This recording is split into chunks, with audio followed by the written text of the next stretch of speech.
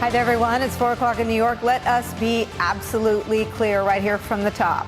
What is unfolding in Tennessee today as we come on the air is not about upholding decorum. It is not about disorder and dishonor, as Republicans in that state would have you believe. No, what we are watching play out in the state of Tennessee right now is really about a gross abuse of power. It is about anti-democratic hysteria. And above all else, it represents a new low. It may soon be bested, but at least as of today, it represents a new low in the Republican Party's race to the bottom. As we sit here today, a supermajority of that state's Republican lawmakers are poised to expel 3 of their colleagues from across the aisle, Justin Pearson, Justin Jones, and Gloria Johnson. We heard from 2 of them on the show yesterday. Their crime? Protesting the epidemic of gun violence in the days after a deadly mass shooting at a Nashville elementary school. It is the stuff of third world tin pot dictatorships, no offense to them. Apparently, the use of a bullhorn without being recognized to speak is, for Republicans in Tennessee, an adequate enough reason to override the will of the voters there, forcibly strip those lawmakers of their positions, and deprive their constituents of their democratically elected representatives. But even more shameless than that, if you can imagine, are the ways that Republicans have described their own colleagues. Listen to the downright spurious connection made by the Tennessee House Speaker, a Republican, without even a hint of irony. 2 of the members, Representative Jones and Representative Johnson, have been very vocal about January 6th in Washington, D.C., about what that was. And what they did today was equivalent, at least equivalent, maybe worse, depending on how you look at it, of doing an insurrection in the Capitol. They've been vocal about January 6th, and they serve in a legislative body. Well, good. I think the question is, why haven't you? But even worse than an insurrection at the Capitol is an outrageous thing to say. You don't need to qualify it with the rest of that statement, quote, depending on how you look at it. Joining our coverage of this extraordinary moment in Republican politics in America on this developing story, political strategist Matt Dowd is here. Also joining us, Charlie Sykes. He's the editor-at-large of The Bulwark. And Democratic Congresswoman Barbara Lee of California is here. One of the 3 Tennessee Democrats, Justin Jones, was an intern for her before this moment in the national, and I guess it's likely this is an international story at this point, spotlight. Congresswoman, let me start with you. Actually, let me play a little bit of what these members have said in their own defense today. This is Justin Jones. What you're really showing for the world is holding up a mirror to a state that is going back to some dark, dark roots. A state in which the Ku Klux Klan was founded is now attempting another power grab by silencing the 2 youngest Black representatives and one of the only women, Democratic women in this body. That's what this is about. Let us be real today. Your extreme measure is an attempt to subvert the will of voters who democratically elected us as representatives to speak and to passionately fight for them. Congresswoman, Representative Jones was your intern, right? Oh, yes. And let me just say, first of all, I'm so grateful and so proud of Representative Jones. I almost called him Justin. He is a phenomenal young man who is very clear about freedom of speech and about saving lives and about protesting this horrific gun violence that's taking place not only in Tennessee and throughout the country. And also the other 2 representatives, I am deeply grateful for their efforts also. And it's so important that we recognize that what is taking place by the Republicans, this is going to have a chilling effect on our freedom of speech in this country. It's morally bankrupt.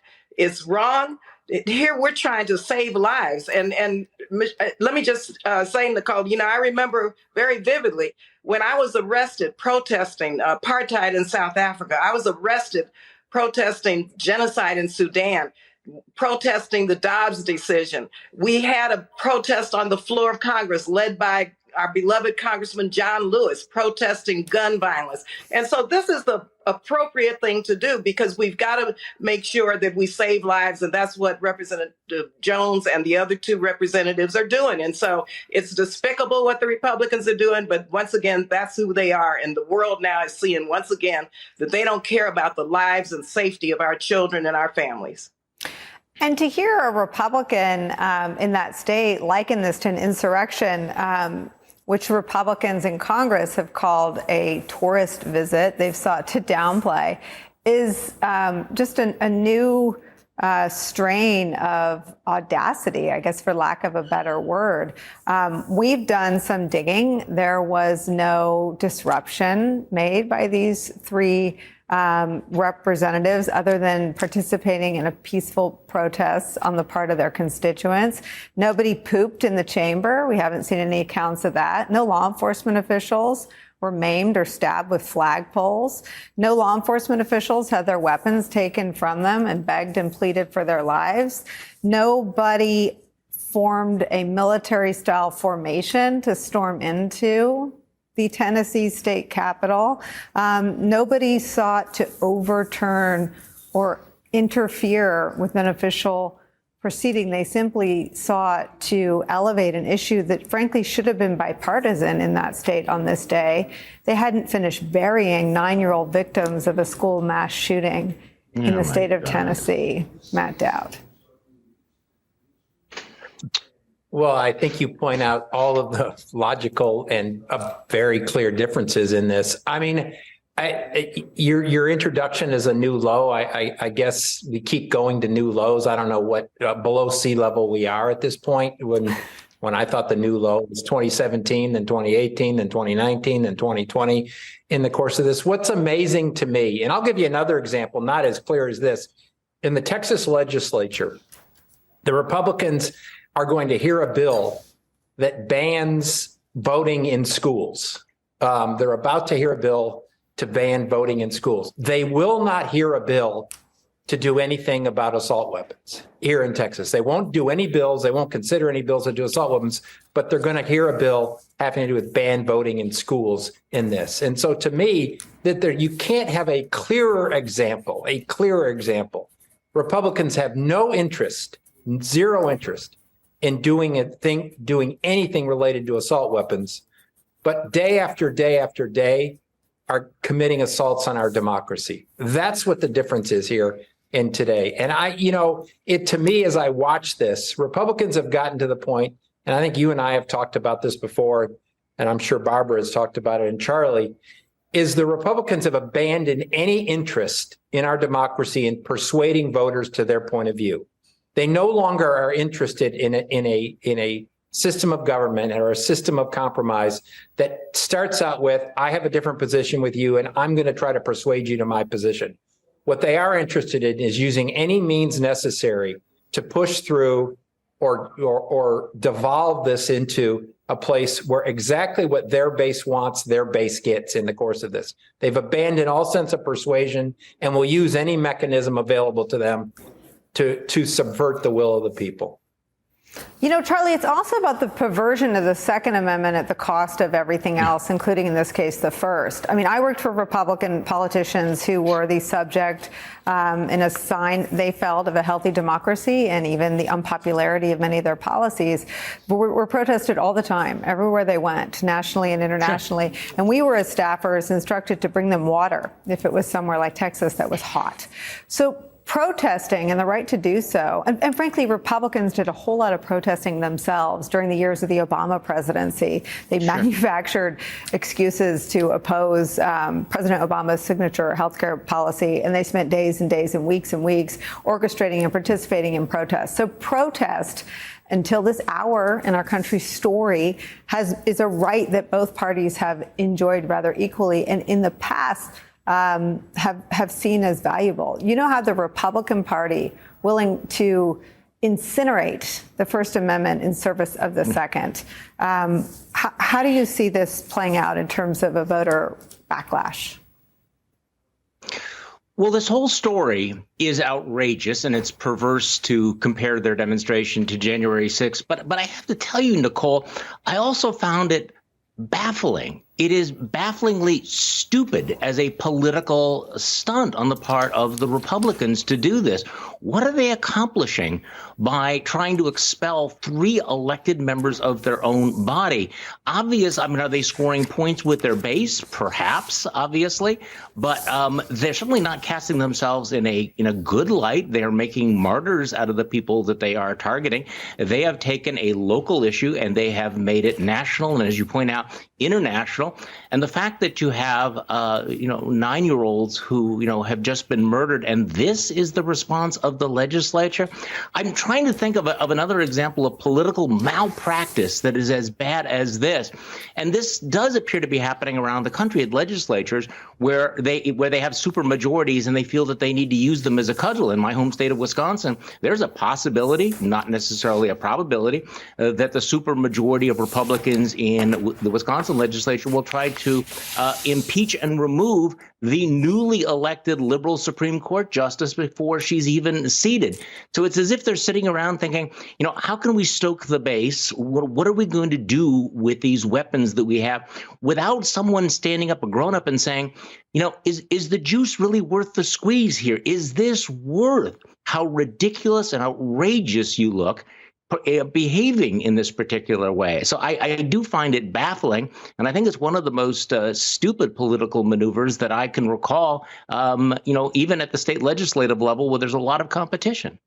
Yeah, I mean, we will, I'm glad you raise the extreme politicization of the Wisconsin GOP. We this week have the criminality alleged of the Mar-a-Lago GOP in focus.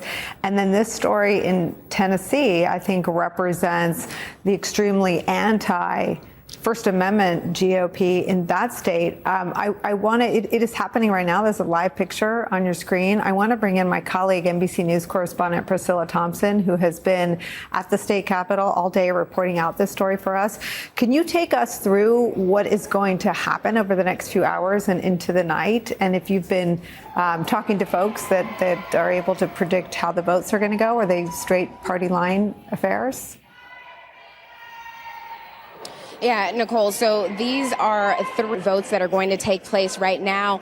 It is Representative Justin Jones's turn. He spoke for 20 minutes, and now he is receiving questions from lawmakers about what happened last week when those 3 Democratic lawmakers took to the floor and joined with demonstrators in calling for action on gun reform and gun legislation. And after this Q&A process is over and this sort of trial, as some people have described it, is over, there will be a vote. This is a GOP-controlled legislature, and we expect that vote could fall along party lines. And so there is the possibility that Representative Jones will be expelled, and then they will move on to the second lawmaker and the third lawmaker, repeating this process over the next couple of hours until this is completed and the session has ended. And I will tell you, these demonstrators that you see and hear behind me have been here since this morning when the session gavelled in. They have been cheering when they hear their representatives,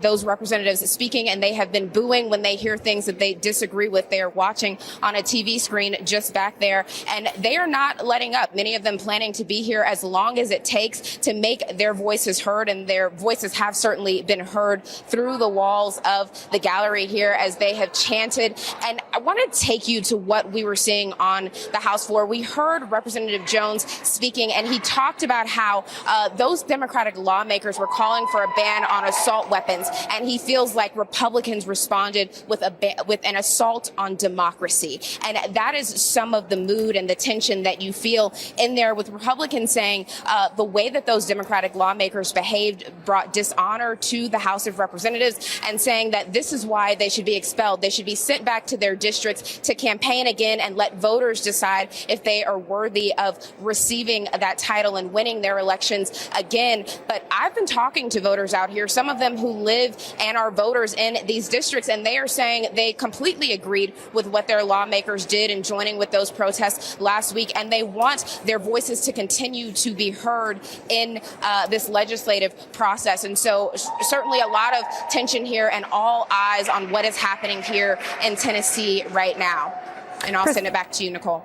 Priscilla, so what's behind you right now are some of the students, some of the protesters that were there at the original protest was last Thursday, right? And then they marched again on Monday. But the lawmakers are being singled out for their conduct a week ago today. Is that accurate in terms of the TikTok?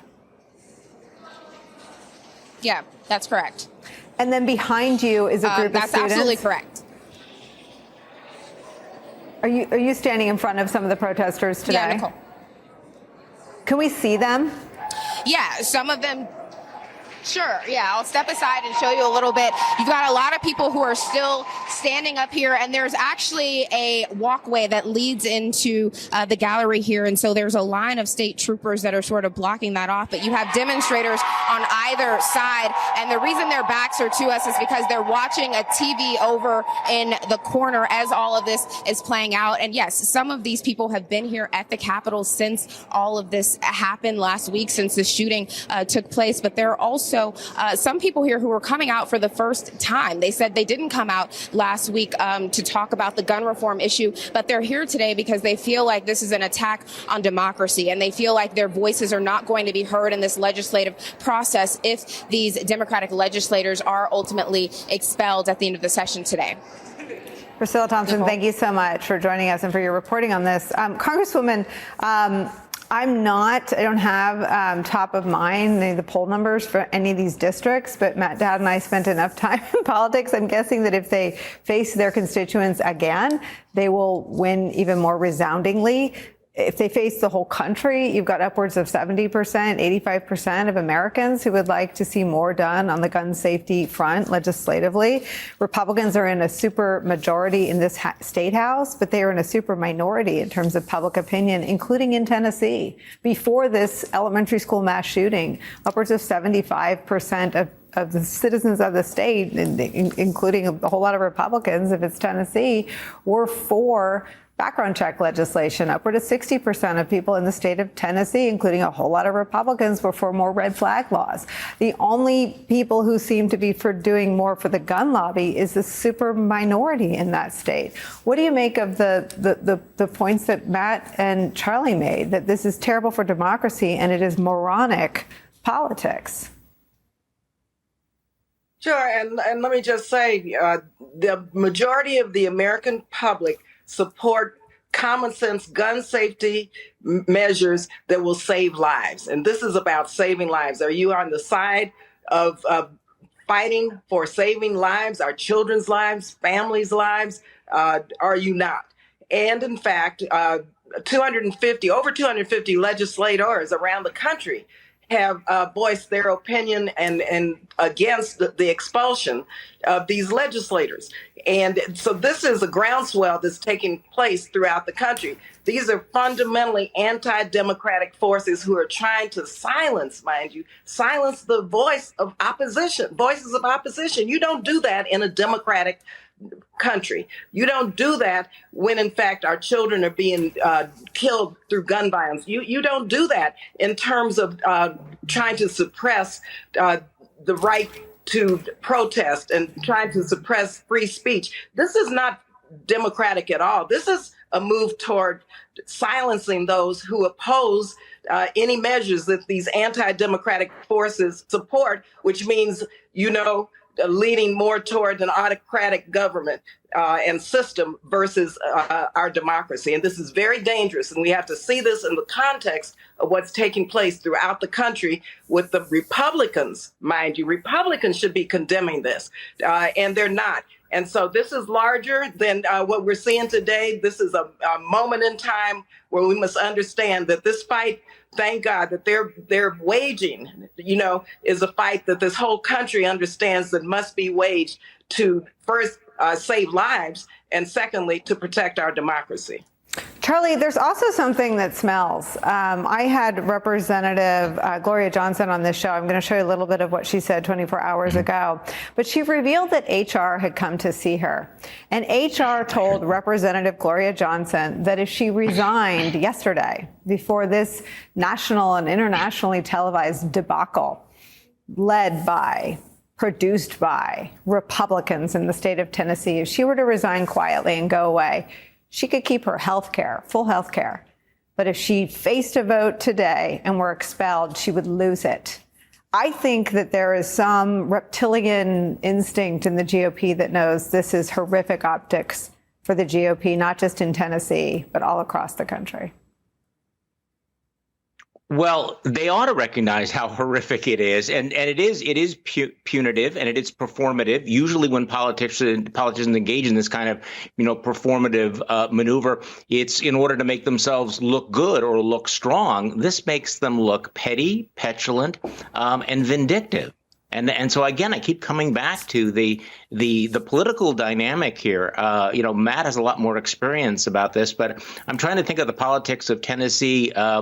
Is this going to win Republicans any swing votes? Is this going to help their electoral prospects? Does this make people around the country go, I wish our legislature would behave in this particular way? And the thing about expelling these members is it takes the anti-democratic through line that we've seen, and it makes it really explicit. It is as if Republicans are saying, you're accusing us of being anti-democratic. Hold our beer. Let me tell you what we're going to do. We are actually going to strip elected representatives of their positions because they engage in a peaceful protest involving children who were murdered in our state. I'm trying to come up with a scenario in which the Republicans would make themselves look worse than what they are doing right now and accomplishing absolutely nothing. I mean, what is the upside for them? At the end of this process, what have they done that strengthens their hand, that strengthens the Second Amendment, even from their own point of view? How does this? This is Nicolle Wallace from MSNBC. Donald Trump became the first ex-president to be arraigned on criminal charges, pleading not guilty to 34 felonies. On MSNBC's new podcast, Prosecuting Donald Trump, legal analysts and veteran prosecutors Andrew Weissman and Mary McCord break down how Alvin Bragg, Fani Willis, and Jack Smith might think about building a case when the defendant happens to be an ex-president. Search for Prosecuting Donald Trump wherever you're listening and follow. Let's listen in. This is the crowd react to what looks like a vote. Can someone in the control room let me know if I have that right? Let's listen in to the protesters here.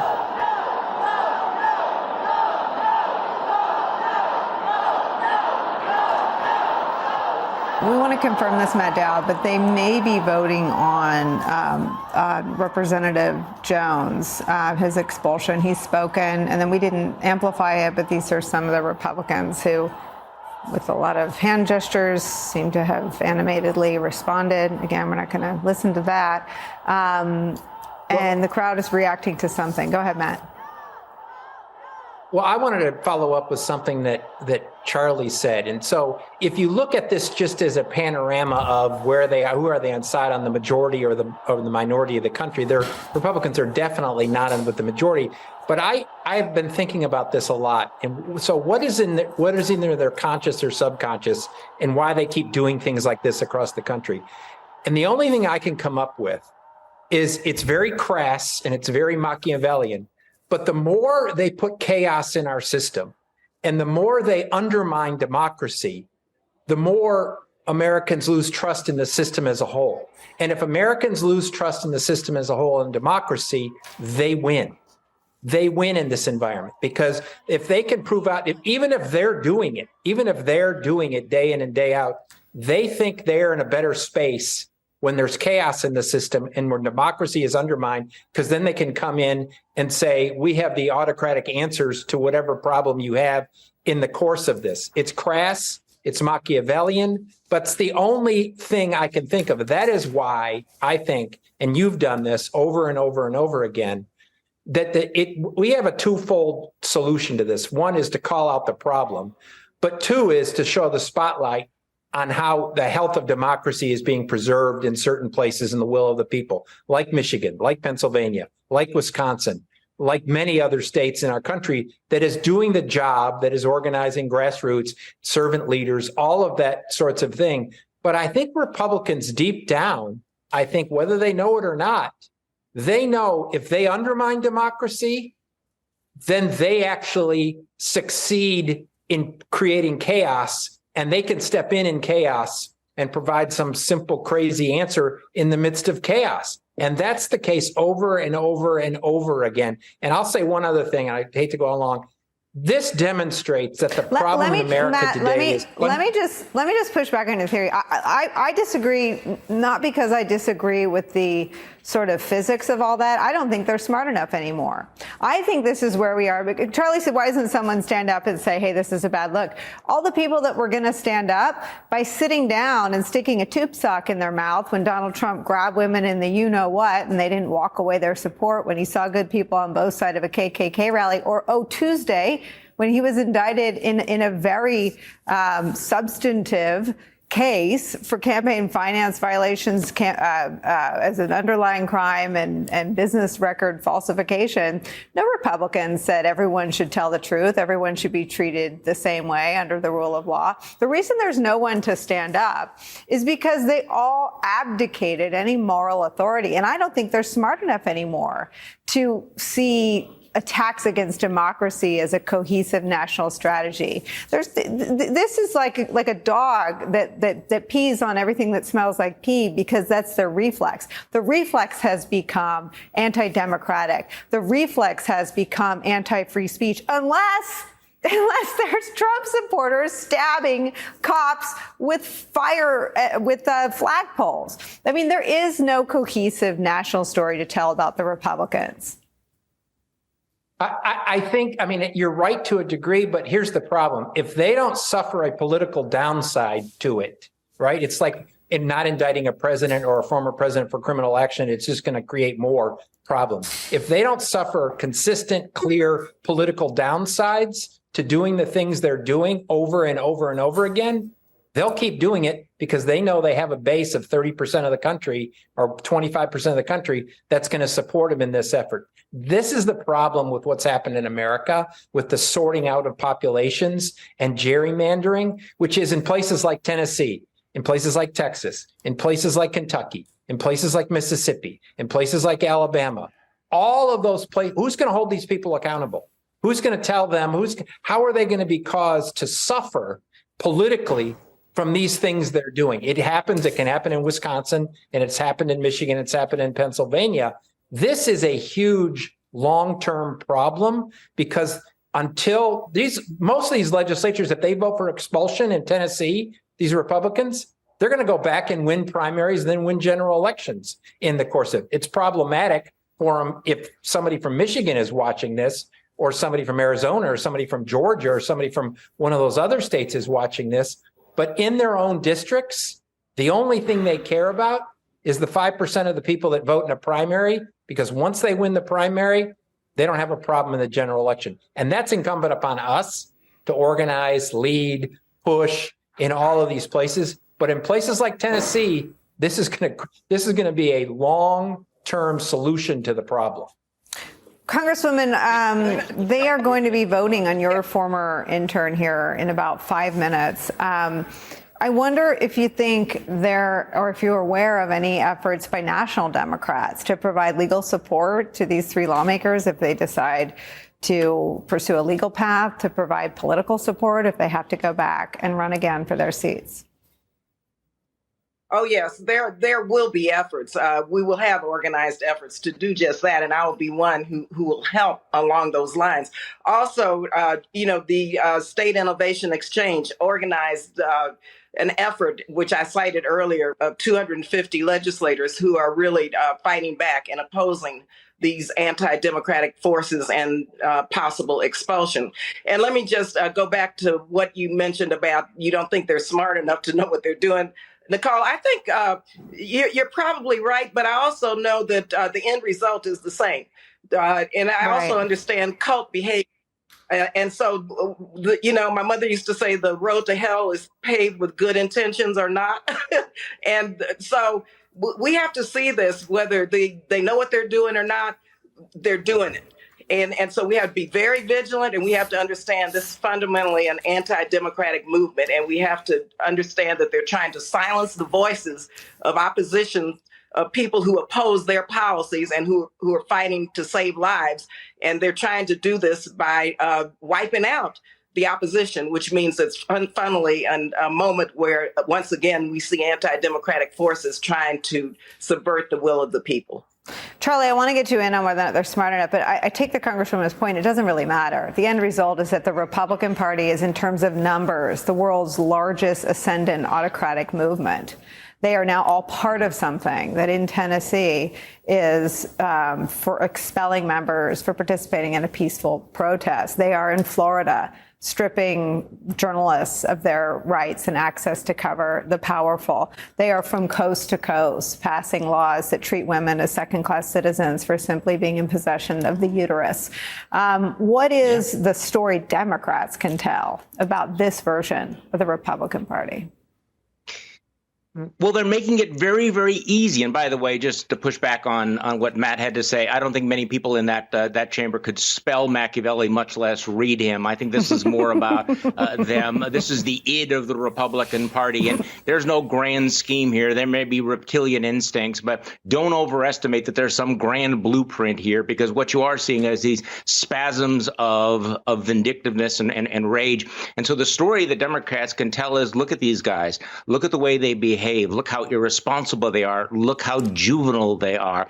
Look how uninterested they are in addressing substantive issues, because there is no coherence to any of this. It is chaos, not because somebody sat down and said, here is my chaos agenda. It's because that's all they know right now. That's what they feed their base. These are people who have the attention span of goldfish, and who will do what they think their base, what will get them the clicks, what will get them the positive feedback from their constituency. And yes, they might not pay a short-term political price for all of this, but what these legislators have done is to nationalize this. And this is the important thing. We can look at how it will play in the Tennessee districts, but how will it play everywhere else in America that is watching this? And that's why it is so bafflingly stupid. Let's listen to Justin Jones, Congresswoman Lee's former intern, who's now talking about why he was there, to protect and fight for everyone's kids. Mark a very dark day for Tennessee, because it will signal to the nation that there is no democracy in this state. It will signal to the nation that if it can happen here in Tennessee, it's coming to your state next. And that is why the nation is watching us, what we do here. My prayer to you is that even if you expel me, that you still act to address the crisis of mass shootings. Because if I'm expelled from here, I'll be back out there with the people every week demanding that you act. If you expel me, I'll continue to show up, because this issue is too important. I talked to too many students and mothers in tears this week who said, thank you for doing something. And so if you expel me, I recognize that it's not just about expelling me, but it's about expelling the people. But your action will do the exact opposite. It will galvanize them to see what is happening in this state requires sustained action. And so I hope that my colleagues on the other side of the aisle, regardless of what you decide to do to me, because this is not about me, but this is about those young people who are asking us to use our position and to uphold our oath, to protest and dissent from any action or legislation that is injurious to the people. I pray that we uphold our oath on this floor, because, colleagues, the world is watching. All right, we are voting on House Resolution 65. All those in favor, vote aye when the bell rings. Those opposed, vote no. No. Has every member voted? Does any member wish to change their vote?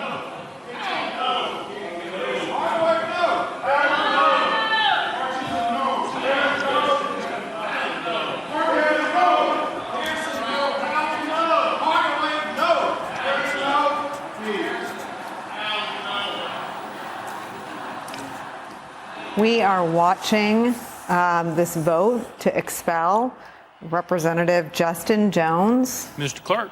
from the Tennessee legislature for his participation. I-72, 25 days. Having received the concurrence of 2/3 of the members to which the House is entitled under Constitution of the State of Tennessee, House Resolution 65 is hereby adopted without objection and motion to reconsider is tabled.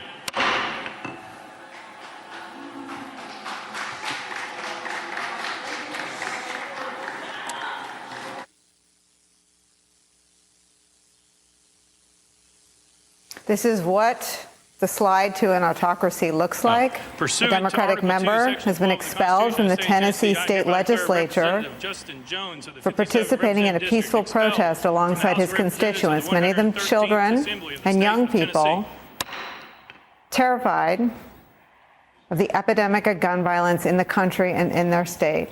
Representative Justin Jones has been expelled from the Tennessee state legislature. Congresswoman Barbara Lee. As Representative Jones said, the world is watching. I think his closing speech was remarkable. He is truly a hero, and he'll be back. And now he will be out there with people organizing to save lives, organizing to save our democracy. And in fact, this is a very despicable act, if you ask me, that was taken today.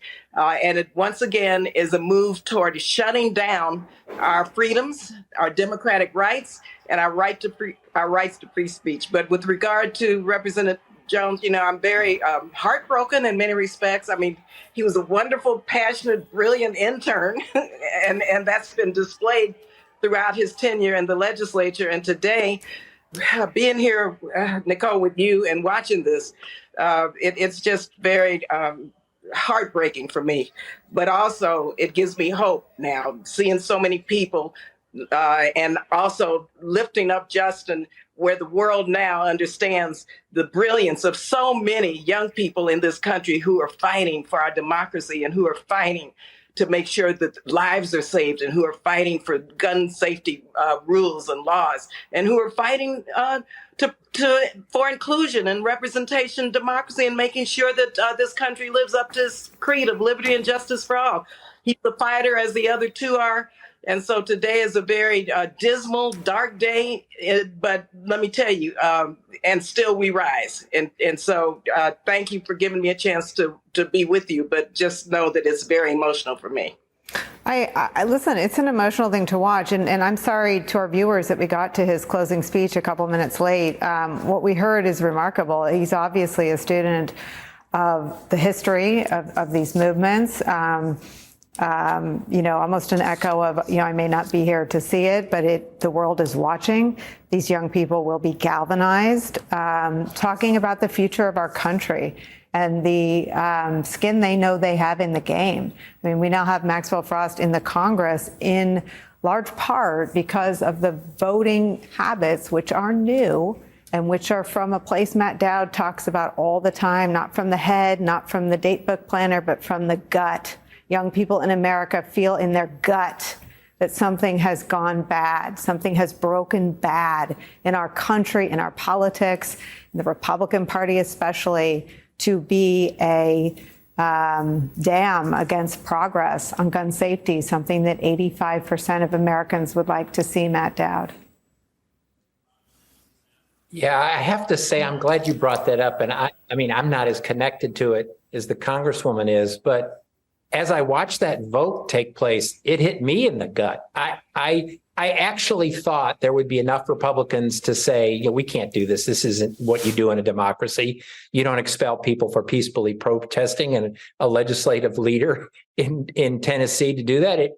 It is despicable, and to use a word that Hillary Clinton was criticized for, it's deplorable in this moment for this to happen in our country. I did not expect us to be in this year of 2023 in a fight, in all the fights that we've had in our country since the very beginning, to expand democracy and to make it representative, to watch this happen in a state, with a town of Nashville and other places that all of us know and think is great.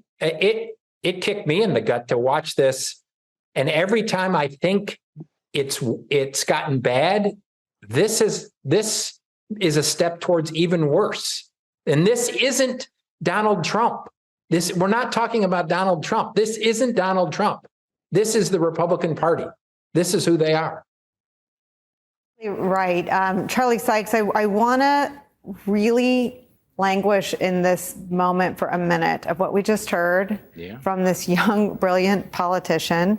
Representative Justin Jones has just, after 4:30 p.m. in the East, been expelled from the Tennessee state legislature for participating in a peaceful protest with his constituents and other young people in the state of Tennessee days after a mass shooting at an elementary school resulted in the murder of 3 9-year-olds and 3 adults at that school. This is one of those moments, right? We can rack them all off pretty reflexively when they are part of the Trump story. Access Hollywood. Let's listen in. This looks like his walking out to the crowds. Let me listen. Let's all listen to this together.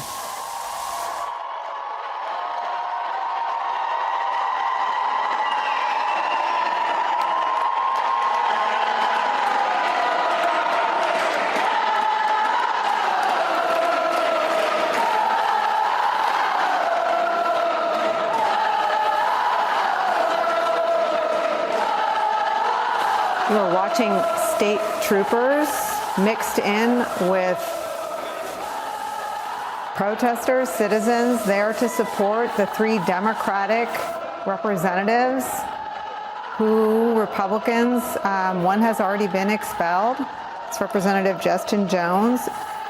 After the vote to expel him, it looked like he walked across the floor and hugged Representative Gloria Johnson. She was a guest on this program. She's a former school teacher who lived through a school shooting that ties her to this protest movement. Justin Pearson is also one of the 3 state reps who they plan to vote to expel today. We believe those 2 votes are still to come. Let's see. Representative Gloria Johnson's case will be heard next. She will make her own case. She's on the right side of your screen, getting ready to plead her case.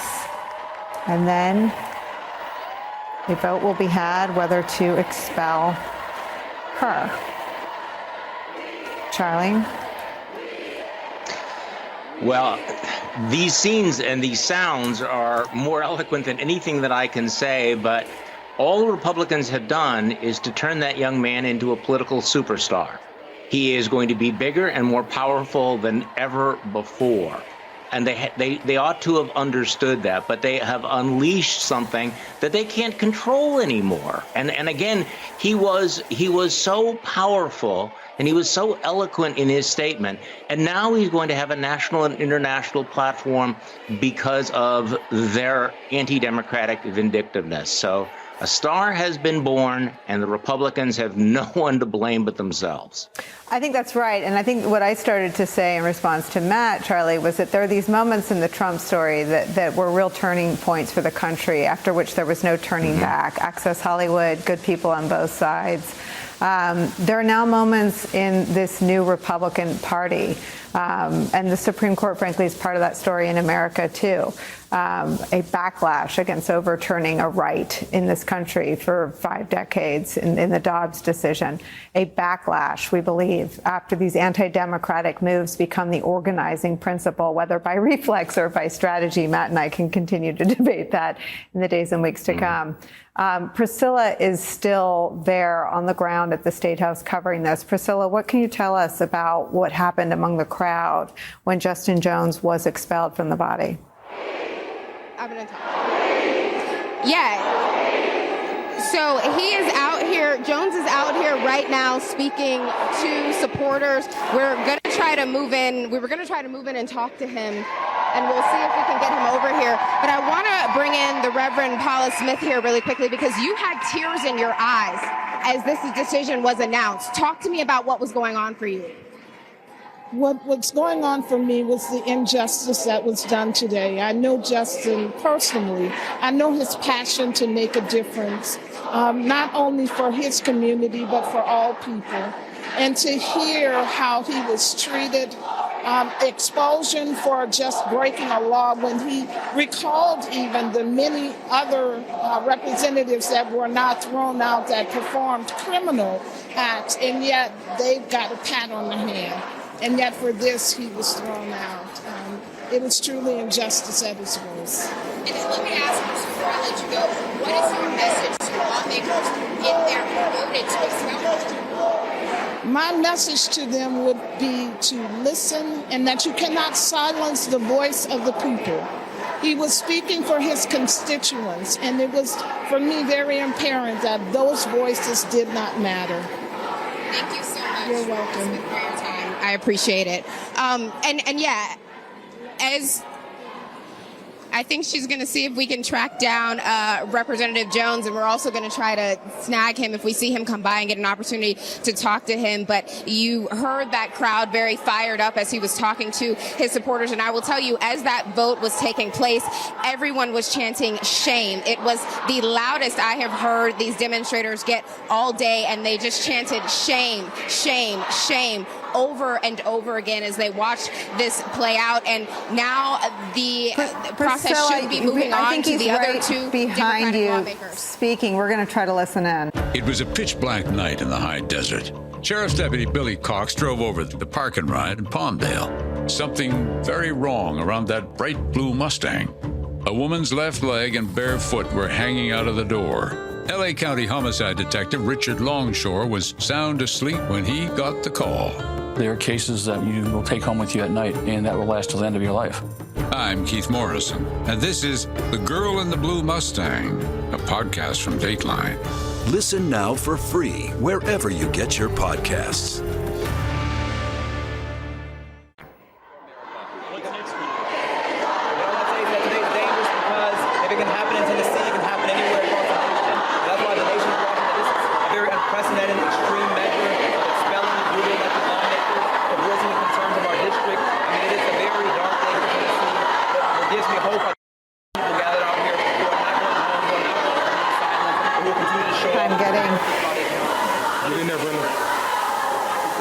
We're having a hard time picking this up. Priscilla was talking to us, and so wasn't positioned to put her microphone in front of Representative Jones. We're going to work on that for you. I want to come back to you, Matt Dowd, though. Screaming shame. I mean, these are the moments that pierce through the noise. Actually, let's see if we can listen in. Let me try one more time. I mean, moving forward, this is setting a precedent that any member who voices dissent or opposition can be expelled from the legislative body. This is very unprecedented in Tennessee, and this has never happened in our history. But what the nation is seeing is that we don't have democracy in Tennessee, and that if we don't act, we have some very dark days ahead. And so we have to respond to this with mass movements, nonviolent movements. I will continue to hold them accountable and demand action, because this is not about me, but this is about trying to silence and expel the movement that we were trying to amplify on the House floor.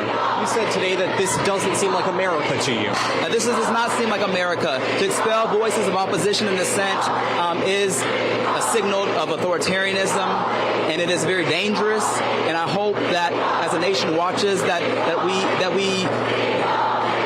we put this light on Tennessee to say that this should sound the alarm across the nation that we're entering into very dangerous territory. You have two of your colleagues in there who are still going to face questions today. What would you say to them, your other two members of the Tennessee Three? I mean, we're in this together. The three of us, the Tennessee Three, we stand together. So I'm going to the balcony to go support them. I can't be on the House floor right now, so I'm going to go to the gallery and stay for the hearing, because we are in this together. And it's so important that we represent, we're multiracial, intergenerational. We represent Memphis, Nashville, Knoxville. We stand united, and the people across the nation are paying attention to what's happening, because this is not the end. But what they did was signal that if we don't act, we will lose our democracy. Today was a signal that we have lost democracy in Tennessee, and that we are on the path toward authoritarianism, to be quite honest. Republican law. have no idea, what are my next steps in terms of responding to this extreme measure, but I will continue to show up with the people and continue to demand action on common sense gun laws, because what we were saying was let us pass an assault weapons ban. Let's take action. And they responded by assaulting democracy. So thank you all so much. Thank you, Representative Jones. I don't have any next steps, but I will continue to show up in this Capitol with these young people, whether I'm in that chamber or outside. And so we don't know what's next. I'm going to consult my legal team because I believe that what they did was unconstitutional. I believe that it violated, many of our rights. And so it silenced, more importantly than just me, my district, 78,000 people have lost their vote and their voice because of the extreme actions of this body. And so I'll continue to show up, and we must continue to hold them accountable. Thank you, Representative Jones. Yeah, that's former Representative. So, a very central and basic point right there, Matt. His voters have lost their voice today. The anti-democratic actions have direct consequences, and now there are, he said there are tens of thousands of voters in his district who have been disenfranchised in the 4 o'clock hour in the East on this day. As I was listening to him and him earlier, and I agree with Charlie, this guy it's become a superstar. Nobody knew who a state rep from Tennessee was 3 days ago. He's going to be known by everybody across America and probably in different parts of the world in this. I think what he said, if Democrats were smart, is to apply that message over and over and over again, because it works in urban areas, it works among African Americans, it works among Latinos, it works among whites, is basically the Republicans are not silencing me, the leader. They're taking away your will, your voice in any legislative body across America. And it doesn't matter where you are, what state you live in or whatever, they're coming for you. And so that, to me, don't complicate this with a whole bunch of other things. It's basically they're taking away the will of the people, and they're taking away your voice. And the only way you can have an impact is to get involved. Charlie, it is something that just has to be put out there as food for thought in the long pathological politics of projection practiced on the Trumpian right of American politics.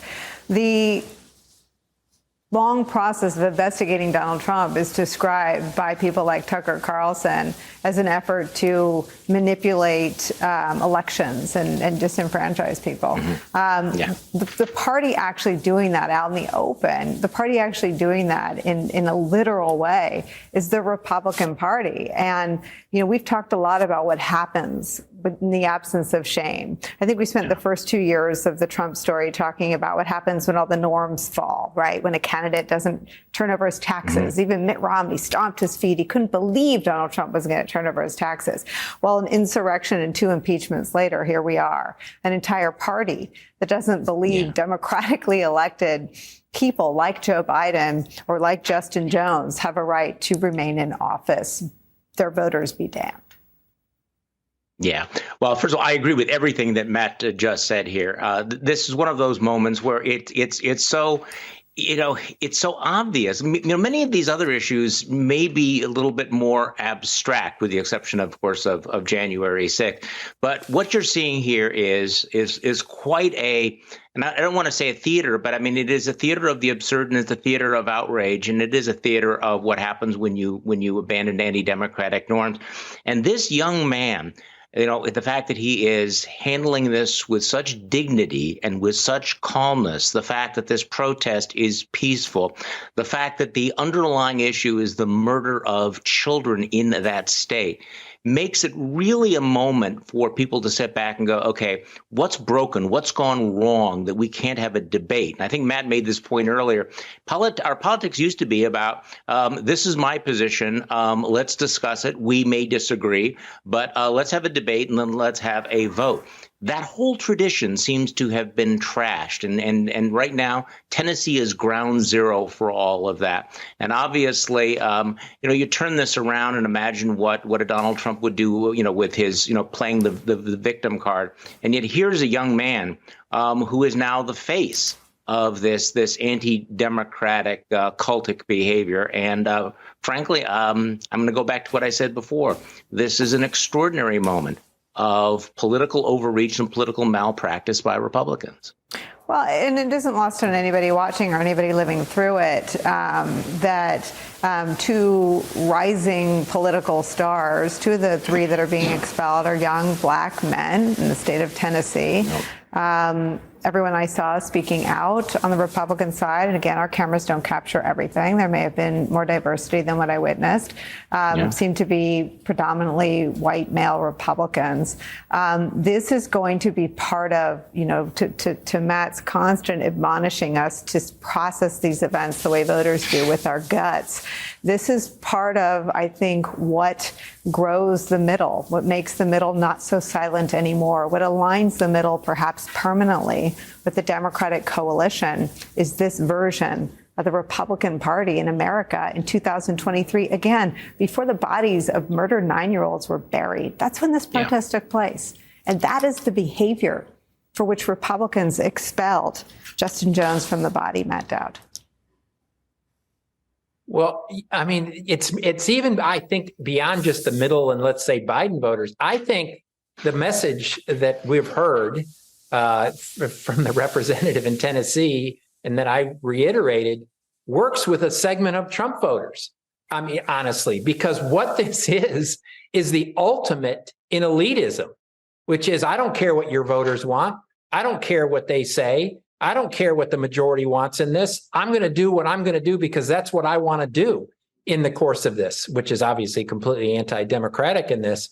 And so I think this is a huge, huge moment and opportunity to sort of reframe the debate, completely reframe the debate in this sense of, listen, it doesn't matter if you live in a small town in Texas or if you live in an urban area of California. It's all the same. It's all the same. They want to take your voice and they don't care about you. I believe we have been joined by Melissa Murray. Are you here? Can you hear us? Not yet. We are staying on this. Let me just tell our viewers what we're watching. We came on the air before any of the three Democratic lawmakers who were slated to be expelled from the Tennessee state legislature had been voted upon. Since we've been on the air, the body has voted to expel Representative Justin Jones. What Republicans there say he did was participate in a peaceful protest where he was aligned with his constituents and the young people of the state of Tennessee in the hours and days after a mass shooting at an elementary school there. Right now, as we near the top of the hour, 5 p.m. in the East, we expect that two more Democratic members who also accompanied their constituents and participated in a peaceful protest over gun violence in Tennessee and in America are still slated to defend themselves and then be a vote to expel them. That's Representative Gloria Johnson and Representative Justin Pearson. Both of them appeared on this show yesterday. I think we have some of what Representative Gloria Johnson said on the show yesterday. Can we play that? I am a teacher. I taught for 27 years. I taught at Central High School in Knoxville, Tennessee in 2008 when we had a shooting at our school. I look up and I said kids running down the hall, heading toward my classroom, screaming, crying, had no idea what's happening. And when they finally get in the room, it was several minutes before they could even articulate what had happened and what they had seen. The trauma, the fear of those students, I will never, ever forget. And I will always make sure that I speak up for victims of gun violence and for gun sense legislation. And we were not given a voice on the House floor to speak up that day.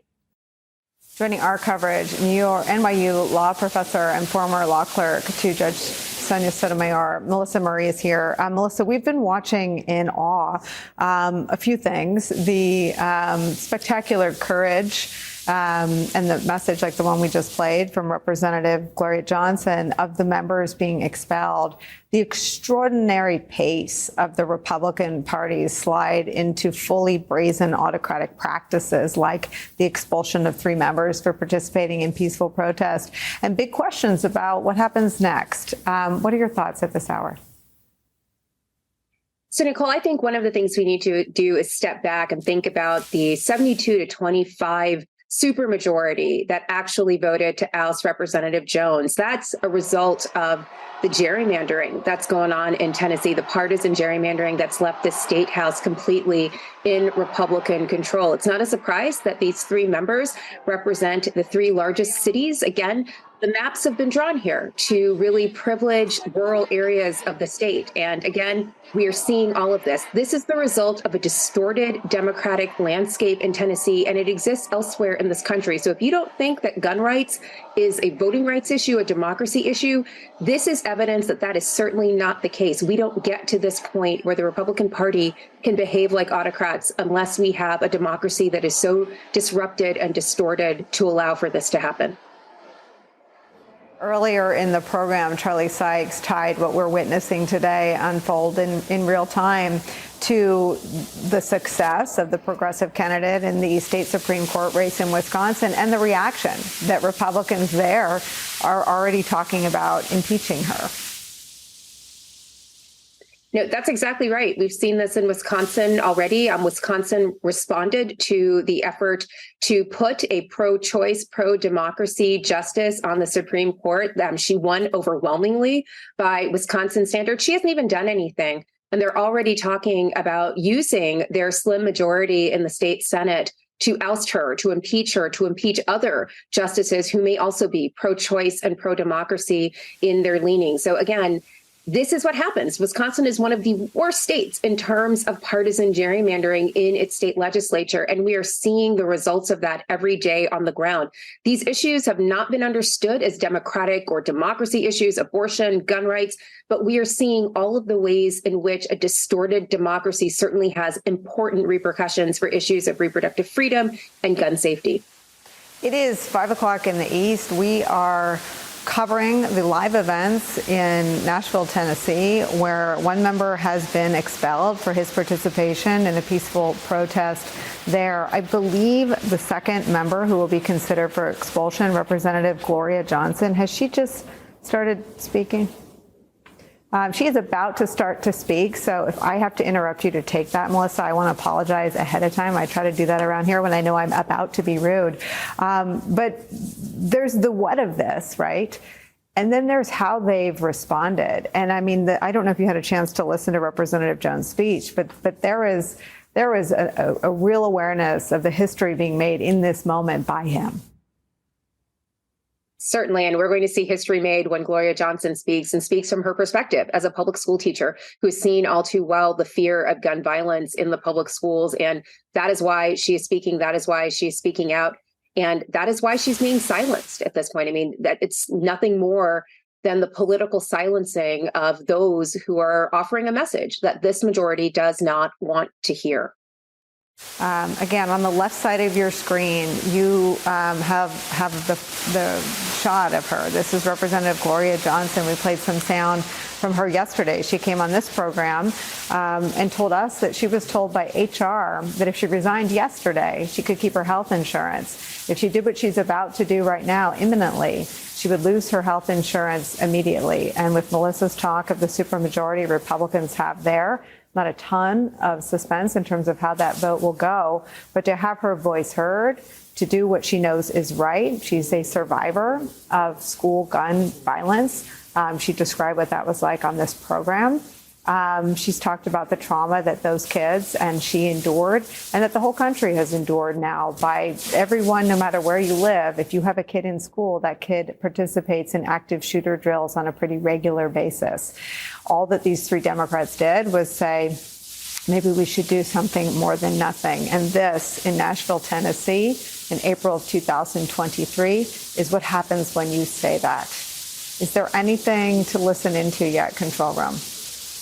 Okay, so she's still being, I don't know if pre-butt is the right word. I won't make any assumptions. As soon as she starts talking, we'll go to it. Charlie Sykes, this day can't be undone. Toothpaste can't get put back in the tube. No. And by the end of the day, a lot of Americans, or maybe by tomorrow morning when they open up their local paper or their phones or turn on local news, will have seen that 3 duly elected representatives were expelled for participating in a peaceful protest to end gun violence, something that 85% of Americans think is a pretty good idea. They are, and they're going to be introduced to this rather remarkable young man who is able to make this case, and I think Americans will have to say, what is it about this young man that makes him so deplorable that Republicans felt the need to strip him of his seat, to disenfranchise more than 70,000 of his constituents?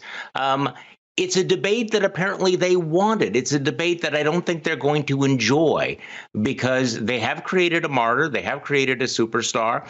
And, to the extent that they're trying to silence the voices of these three Democrats, in fact, they've amplified them. They have made them far more powerful. They have made them far more vocal and interesting than they would have been before. So I keep coming back to this question: why did they do it? I mean, in a lot of legislatures where you have supermajorities, there is this argument: well, we have the power, we need to use it. Well, they chose to use it in a way that, in fact, I think puts them in the worst possible light and highlights all of the issues you have been highlighting, including the fact that, at the bottom of this, and this is what makes my head want to explode, is that we are talking about this a week or so after a mass murder in their state where 3 9-year-old children were killed. If there's ever a moment where you would expect the political class to come together, for the grown-ups to stand up, for a little bit of self-restraint, it would be this. Instead, what did Republicans do? They are at ramming speed, showing exactly how anti-democratic and vindictive they're prepared to be. It is really an extraordinary tableau. Well, Charlie, Republicans don't send their best people to state legislatures. Melissa, is there a legal case to be made? I mean, are there legal questions sort of swirling around your head as you watch this week? Well, there's certainly got to be some questions about the First Amendment and retaliation for expressing certain views or viewpoint discrimination here. And I imagine that these 3 state-level representative legislators are probably having their lawyers on speed dial right now, certainly thinking through some of those particular arguments. But again, I don't want to make everything about the Supreme Court, but here I am again. There is a direct link between what we are seeing here and what a Republican supermajority will do because they are gerrymandered into power. And the fact that they have been gerrymandered into power is a direct result of the Supreme Court's decision in 2019 in Rucho versus Common Cause, which allowed partisan gerrymandering to go forward because federal courts cannot step in to intervene. So there's a direct line here. All roads lead to the court. And so much of this anti-democracy effort that has been going on at the state level throughout our country.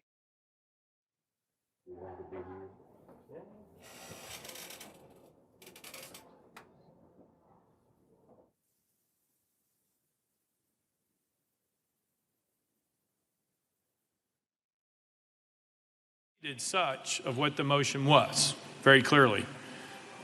We put it before the body. We asked if there was any objections. There were no objections by anyone on the House floor. Therefore, it was approved by unanimous consent. That's where we're at. Mr. Clerk.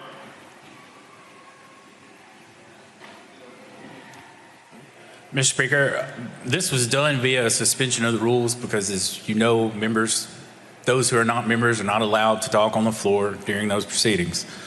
It was for that limited purpose that the attorneys be able to speak during the 20 minutes of opening statements. It would take a subsequent suspension of the rules to allow the attorneys to speak in any other form. Representative Towns.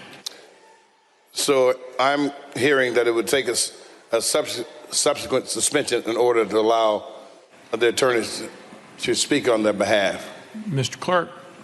Mr. Speaker, that's correct. Representative Towns. To make that motion then.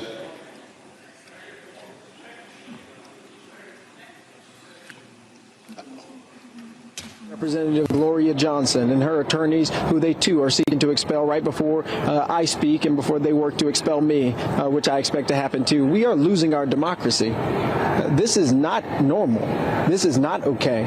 If you look at what it takes to expel a member, or what it should take, most of the times that a member in the Tennessee State Legislature have gotten expelled, the last 2 times in particular, one, the guy committed sexual assault against 22 people. The other committed bribery. We broke a House rule because we're fighting for kids who are dying from gun violence. citizens and people in our communities who want to see an end to the proliferation of weaponry in our communities, and that leads to our expulsion. This is not democracy. This is not what it is supposed to look like, and everybody needs to be very afraid and very worried that there are people in positions of power who are using and wielding that power to expel people who are duly elected to their seats. We came here to fight for our constituents. We came here to lift up the issues of people who are suffering. 6 people died in Nashville at the Covenant School. 3 were 9 years old. But instead of focusing on that, Representative Jones, Representative Johnson, and myself are being expelled from the State House because we said we cannot do business as usual. No one should be wanting to operate as though this is not happening, as though we are not living in a gun violence epidemic in the state of Tennessee. And the solutions that are being offered is actually to reduce the First Amendment rights of people who speak up on behalf of their constituencies, who speak up on behalf of people who are tired of the guns, who are tired of seeing legislation being passed that lowers the age for you to carry, tired of seeing legislation being passed that says you don't need a permit, tired of legislation being passed that says if we give teachers guns, that's somehow going to fix the problem. People are tired of these non-real solutions to a real problem that we are suffering from. I've lost a classmate this year from gun violence. My mentor died last year from gun violence. We are dealing with a gun violence epidemic, and the resolution is not to silence the voices of people who send us here to the people's house to speak with them and for them. It is to make sure we do just legislation. It's to make sure we fight for red flag laws. We fight for good storage laws. We fight to make sure that this is a democracy and maintains its democratic principles. But that's what's being lost today. And so every Tennessean needs to be very concerned that we are not in a democracy. And across the United States of America, there has been no House members who have ever been expelled for exercising their First Amendment rights in a peaceful protest. This is a first in American history, and we are losing our democracy to white supremacy. We are losing our democracy to patriarchy. We are losing our democracy to people who want to keep a status quo that is damning to the rest of us and damning to our children and unborn people. It is no coincidence that the 2 youngest black lawmakers in the state of Tennessee and 1 or 2 women are on trial today. That is not accidental. This is what happens when you lose democracy. This is what we are fighting against and must stand up against as legislators and as people and as citizens across this country. Because it's starting in Tennessee, but it won't end here. How painful has this last week been to be a member of this body, and instead of talking about those dead children, dead people, to be focused on maybe something that none of you expected before? No, it is painful to be a member of this body because of the silences that the members of this body take. The silence on gun reform, the silence on actually doing things that protect communities and make us safer, the silence about expanding healthcare access, the silence about doing things to ensure all children have equitable educational opportunities, the silence about the lynchings that are occurring in our state due to police brutality. We are tired of the silence that is going on in this place. And the reality is there are some people who are silent. They're dead. There are 3 9-year-olds who will never serve in this General Assembly, who will never be able to march, who will never be able to protest, who will never be able to raise their voice about this issue. There are 3 folks, 60, 60, and 61, who are just going to work to serve children who are dead because someone with an assault rifle went into the school and shot 152 rounds. What reason does any reasonable person have to have an assault rifle? They're only intended to kill people and police officers. And yet, we have folks who are beholden to the NRA, folks who are beholden to gun lobbyists like the Tennessee Firearms Association, folks who don't care about the children that we've lost, don't care about the classmates we lost, don't care about the people in our communities that we lose every single day when we turn on the news, because they rather support a status quo that kills us than do the work of justice of creating legislation that helps to save us. Justin, what would be your message to the Speaker of the House today? The Speaker of the House is leading an undemocratic institution. He is leading a political lynching of people who have already been persecuted for being women, for being black, for being young, gifted, and talented. The Speaker of the House is a problem in the state of Tennessee, and he is not a dictator. He is not a god, as Representative Jones said. And yet that is the way that he is operating, and that needs to change. And the people of Tennessee have a responsibility, a moral responsibility to continue to come, continue to speak up, and to continue to fight to get just legislation to end gun violence in our state. And that's to push the Speaker and every leader and everybody in the Republican Party who voted in a partisan way to expel the members of this legislature. After what happened, Representative Jones, do you have any belief that he will not be expelled later tonight? I do not have a belief that people can know that children are dying, know that people in communities across this state are dying, and they still choose to do nothing. They'd rather support the NRA. They'd rather call children who are 9 and 10 and 12 and 13 insurrectionists, saying that they're as violent as the folks on January 6th who killed police officers, who killed fellow Americans. They're calling children insurrectionists in the state of Tennessee because they don't want to see justice come here. And that's a problem. I have to head back in. Thank you so much for stopping. That was State Representative Justin Pearson. Again, if you don't know his name, you do now. That is not the first you will see of him. He is one of the 3 Democratic representatives who are, as he said, on trial today. One of them has already been expelled. If you've been watching along with us, you've seen that. That was Justin Jones. We are waiting for Representative Gloria Johnson, who, according to Representative Pearson, is one of 2 women in the body, to speak in her own defense. Has she started speaking yet? She's not started speaking yet. I want to do something risky. I want to play the last minute of what Justin Jones said when he had this opportunity that Gloria Johnson's about to have speak in his own defense. If you expel me, I'll continue to show up because this issue is too important.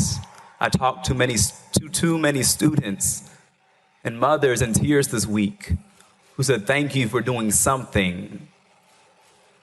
And so if you expel me, I recognize that it's not just about expelling me, but it's about expelling the people. But your action will do the exact opposite. It will galvanize them to see what is happening in this state requires sustained action. And so I hope that my colleagues on the other side of the aisle, regardless of what you decide to do to me, because this is not about me, but this is about those young people who are asking us to use our position and to uphold our oath, to protest and dissent from any action or legislation that is injurious to the people. I pray that we uphold our oath on this floor because, colleagues, the world is watching. Hey everyone, I'm Tom Llamas from Top Story on NBC News Now. Every night, Top Story is your news playlist. We take you to the front lines of the story, where it's actually happening, with NBC News journalists on the ground from all over the world. We cover what you need to know and bring your newsfeed to life. And now, Top Story is available as a podcast, so you can listen anytime and anywhere. Subscribe now for new episodes every weeknight.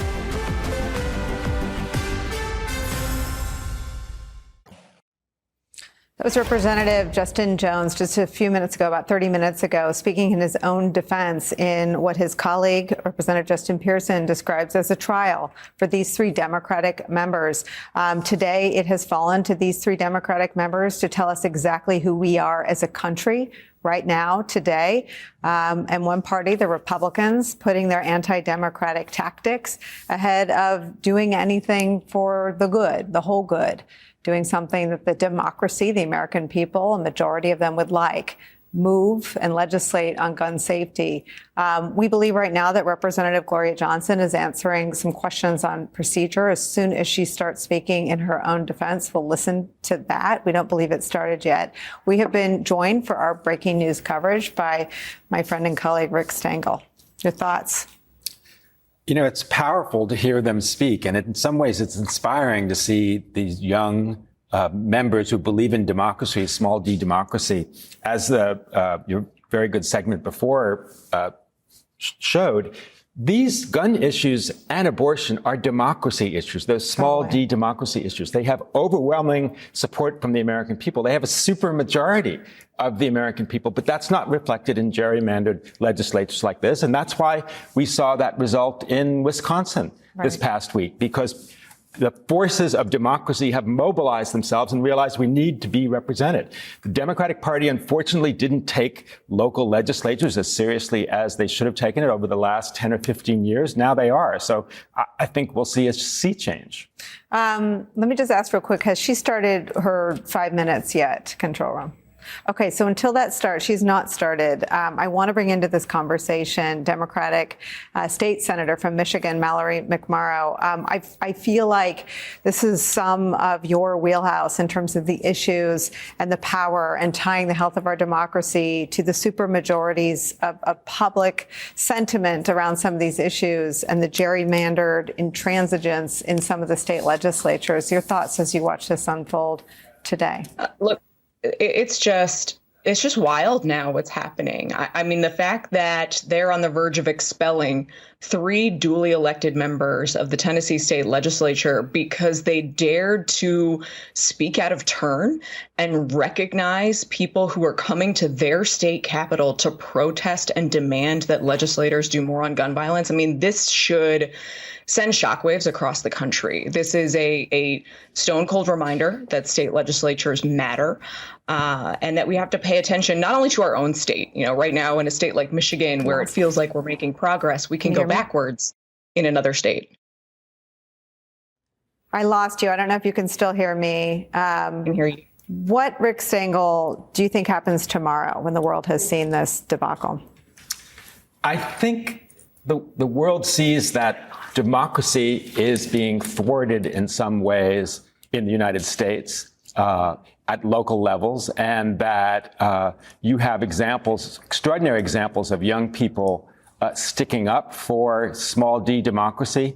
As Charlie said earlier, if this was the goal of the supermajority to silence the opposition, it's had exactly the opposite effect. They're having an incredible platform speaking out in a way that they would not have had in the legislature itself. So that's backfired. And, you know, democracy is a contact sport. That's what we're seeing that. And these folks are speaking up for it in a powerful way. Mallory, you had an ability to speak on something happening in your state, in the legislature there, that gained national attention. It seems that either wittingly or unwittingly, these 3 members have as well. You've managed to sustain the conversation. How do they do that going forward? They just have to keep going. They're on the right side here. They're on the side of the people who are hurting, who want action. And especially on an issue like gun violence, these reforms are broadly popular, so keep going. We live in an era where you don't need to be on the floor of the chamber to make a statement. Put it online, put it on Twitter, record videos, host events. They are doing the right thing. They need to know that the rest of us around the country are with them, and they just need to keep going. What do you make of the fact that the things that the Republicans find themselves on the wrong side of, abortion? You've got 65% of all Americans who now think abortion should be legal in most or all circumstances. I think that's one of the highest numbers we've ever seen. On guns, support is rising, not falling, for background checks, red flag laws, banning of bump stocks, the kinds of things that get debated and don't seem to move forward. The political price of governing in this anti-democratic manner is skyrocketing. What do you make of what may be shifting under our feet politically? Look, right now, the Republican Party across the country wants to legislate the will of the minority. And they know that they're losing. They know that they're losing on issues like abortion. They know that they're losing on issues like gun violence. And rather than change their strategy, they're just pushing people out of the process. They are on the verge of kicking out 3 elected legislators in Tennessee. Across the country, Republicans are introducing and passing legislation to make it harder for young people to vote, as we've seen young people turn out in record numbers on issues like abortion and electing Democrats. And it sends a signal that there is no end line right here. You know, we had a victory in Wisconsin with the state Supreme Court. A lot of people are celebrating, but we have this happening in Tennessee at the same moment. We have to keep going. We have to keep showing up and recognizing that if we don't, then this is the tyranny of the minority. And that's a really scary moment for the country to be in. Matt Dowd, she said it. I feel like you've been talking about the tyranny of the minority for as long as I've known you. I want to just put 2 more data points out there, and then I'll give you the floor. I mean, one, everyone keeps getting wrong the political backlash to overturning Roe. There were some really smart people said, oh, it'll fade before November, like it would just become an inconvenience. It is a seismic shift in how women view themselves in these United States of America. There are record numbers of women considering sterilization. People don't trust our politics and our policymakers to keep them safe and to keep them equal parts of society. You now have in the state of Tennessee, the Republicans in the light of day expelling members for participating in peaceful protests. For a Republican Party to wrap itself against the freedom to make healthcare decisions, the freedom to have your vote counted and sustained by your elected officials remaining in the body. What is sort of what is this building toward in terms of a tipping point in your view politically? Well, I think we're seeing it. I mean, and we're seeing the states that have pushed back, Michigan, as Mallory knows, and has been involved in, Wisconsin, Pennsylvania, in the course of this. I think what happened with Roe, and you and I started talking about this in March of 2022, before the Roe decision, before that decision and I kept saying, democracy is the issue. That doesn't matter anything else you're talking about, whether it's abortion, guns, Medicare, raising the minimum wage, democracy is the fundamentally issue. It's fascinating to me that nobody polled on it until June or July, 3 months before Election Day. And then when they did, it was the number one issue, that democracy is the number one issue. And so Roe, we often talk about how Roe has motivated women and how women voters are angry and they're upset. There's a whole bunch of other people, men included, that would never have an abortion or may never be involved, or young people that get involved that may never even consider it and all that. But it's basically an idea that freedom ought to be mine, or that freedom ought to be hers in the course of this. And so if you can take that away, what's happening to our democracy? If you cannot do anything about gun violence, what's happened to our democracy? And it's something Melissa said, and you and I've talked about this for a year now, as I say, that's what the fundamental issue. And when Democrats get distracted, this is where my criticism of when people get distracted and talk about all these other things and don't focus on that fundamental issue, that's when we lose. We have to focus on that is the fundamental issue. Let's listen to Representative Gloria Johnson. And when I was the lone vote against a Republican speaker, I was moved to a closet-sized office and had to stay there for a year. It was during COVID. There was no room to social distance. I couldn't have someone in my office, couldn't close the door, had no work table for the people who came up from my district. You're not silencing my voice. You're silencing the voice of 70,000 Tennesseans that sent me here, that care deeply about gun violence and Medicaid expansion and public schools. And we are continually silenced on the floor on those issues and more. And today, my colleague is right. Today does not look anything like every other day in the legislature. With all of these cameras here across the country, we're all getting allowed to speak, and there's a little more debate on the issues, and this is great. If this is how we behaved every day, maybe my colleagues could have spoken from our desks on an issue that is so incredibly important. You all, I'm just going to bet none of you have been in a classroom waiting for your class to come in, preparing your classroom, when you see a door open up at the cafeteria, children running down the hall, running down the hill. I had an outdoor classroom, screaming, crying, in terror. Kids I didn't even know also ran into my classroom because that's who I was. People in the school who I didn't have in class came to me for comfort. And I stood there trying to figure out what happened because they couldn't even articulate it for quite a bit of time, and found out that one of our students was shot and killed in the cafeteria while everyone was there, including the police, including the principals, including our other security. And I spent that day comforting those children, waiting for their parents to come and pick them up. And when my kids all got picked up, I went up to the circle and stood there. I don't even remember how many hours that day until we connected every child with every parent. And you're just in shock. You're moving in shock. The trauma on those faces, you will never, ever forget. I don't want to forget it.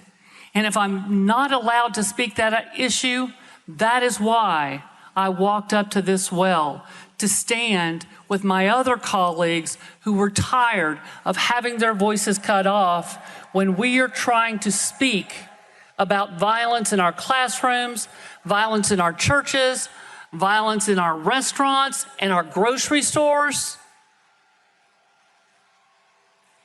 I have to raise the voice of the people in my district. And I did what I felt those folks wanted me to do. It's not a secret. My folks sent me here because they know I'm a fighter. They know I will fight for them. My friends in school all call me Little Miss Law and Order because I'm a rule follower. And I know that rules sometimes have to be broken, and sometimes you have to get in good trouble, as another one of my colleagues said. And I felt that this issue was in my heart. It was compelling me to come forward and address this issue. And I stood with my colleagues, and they are great at making people understand and making people listen. And I stood with them, and they were a voice for me. And I stood with them because we all feel our voices are being silenced, and something had to be said. Representative Bolso.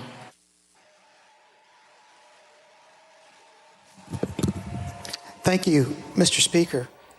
You stated just a few minutes ago. That was Representative Gloria Johnson, one of the three Democratic representatives who the Republican-led legislature there will vote on whether or not to expel. An extraordinary story. We got to hear it. Viewers of this program got to hear from her yesterday about this 2008 school shooting she witnessed as a school teacher. It fueled, it inspired her run for public office. And notably, she said, I don't want to forget the shock and trauma on the faces of all the students and the parents. And I'm pretty sure none of those parents were there that day as Democrats or Republicans. They were there as grateful parents to be reunited with their children. And in her defense, in the 5 minutes she was given to defend her conduct, which included participating in a peaceful protest of young people and parents protesting the inaction of the Tennessee legislature in the wake of the murder of 6 people in a mass shooting at an elementary school. Today's vote to expel those 3 members. Joining our coverage, my friend and colleague, Joy Reid, host of MSNBC's The Readout. Joy, I don't know if you've had a chance to watch these extraordinary public servants, these representatives, but some history being made, and I'm not even sure they know they're the ones making it, from Representative Justin Jones, Representative Justin Pearson, and as we just heard there, Representative Gloria Johnson. I have been watching this all day. This has taken over my entire day, Nicolle. I've been sitting in my hotel room, just, gripped by this hearing, and the contrast between what you just heard from Representative Gloria Johnson, who is a teacher, a 60-year-old former educator, who knows firsthand what it's like to shield her children with her body in a closet in her classroom for fear that they're going to die. And 2 Justins, Justin Pearson and Justin Johnson, who are my children's age. And so they are of the generation that has grown up fearful of death in a way none of us really can imagine. When I was growing up, it was fear of nuclear holocaust, but that was so unrealistic that was actually going to happen. In this case, the chances that you will die before you get out of high school or 6th grade or 4th grade or 3rd grade in America are actually pretty high. Imagine growing up understanding that you might not live to the end of recess at school, not just being afraid of death in some sort of abstract way, because a grandma dies or a relative dies, and you have to deal with that sort of idea of death of an elder, but that you have to deal with the constant fear of death of you and your friends. And that's what these kids live with, and that's what these three lawmakers were believed in their heart, and they are accurate about it, were elected to address. So I watched the entirety of the hearing for Justin Jones, who's going to be on with me a little bit later, along with our teacher, Representative Johnson. And his hearing was a theater of the absurd, Nicolle. He got up and had to defend the absurdity of his Republican colleagues asking, well, is it true, Representative, that you stood in the well of this House for 15 seconds beyond you being gavelled down? Really? Because he was saying, I'm here not to have the decorum of this House upheld in a way that we silently die, and that my constituents consent to shut up and die. I'm here to represent them so they can live. So he's answering these absurd questions about decorum, about whether he stood in the well for 15 seconds too long. And he said, I'm not here to bow to you. I'm not here to be a good boy. I'm here to be a representative of people who are afraid of dying. This has been an absurdity. Tennessee has shamed itself today. This has been an embarrassment and a humiliation on the people of Tennessee. And the last thing I'll say, Nicolle, I think Republicans need to wake up and understand that the instant that young Americans connect their fear, their passion, and their right to vote, the moment they make that connection, Republicans are done. They won't be able to gerrymander their way out of losing everything because young people are not going to shut up and die. Joy, Justin Pearson, the Justin that hasn't had his moment in the well and his vote is scheduled after Representative Gloria Johnson's, addressed reporters and said, we don't have democracy in Tennessee. The Republicans put this in motion and have wrapped themselves in the autocratic movement. You've got DeSantis doing it with the press. You've got the abortion bans that deny women equal standing as citizens to make healthcare decisions over their body. I'm not going to play a game of which is the worst or clearest example of it, but I will say this. This is what happens when we take our eye off the ball, right? When the Republican Party as a threat becomes something that causes fatigue, not animation. And I think you and I were aligned in saying nobody got over Dobbs between the spring and Election Day. These are seismic tectonic plate shifts happening under our feet. The slide toward autocracy on the right, the overturning of a right in Roe that has been accepted as law for 50 years. Where do you place this shift of stripping three members of their offices, the offices they hold, for participation in a peaceful protest with those other tectonic shifts? Absolutely. I mean, they've had members who were accused of sexual abuse, serial sexual abuse, who they haven't bothered to kick out, right? There was the earliest that I could find, just Googling, of the earliest time that the Tennessee legislature stripped members of their seats was during Reconstruction. During Reconstruction, when members refused to confer citizenship on the formerly enslaved. And now you have the descendants of the enslaved and a woman, the two groups who at the founding of our country were not full citizens and were the property of men, right?